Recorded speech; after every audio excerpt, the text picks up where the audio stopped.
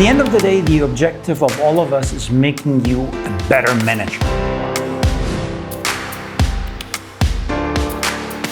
In this video, I want to give you an overview of the different types of financial statements. So in the balance sheet, you find assets of the company, liabilities, and the residual equity. In this session, we're going to explore the ethical aspects of conducting international business.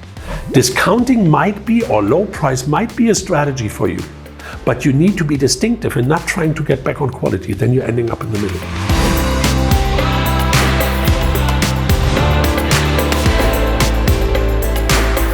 I'm offering you the simplest formula for individual performance. Managers in my course learn how to respond to these elements of the business environment. So it's a course which looks outside of the firm in and inside of the firm out. These two perspectives we will play off against one another as we look at companies in a wide range of business situations and increasingly in situations which have important social and environmental dimensions as well. I'm teaching a course called Applied Value-Based Management. Wow, that already sounds pretty theoretical. You know what? I hope I can prove you it's totally the contrary.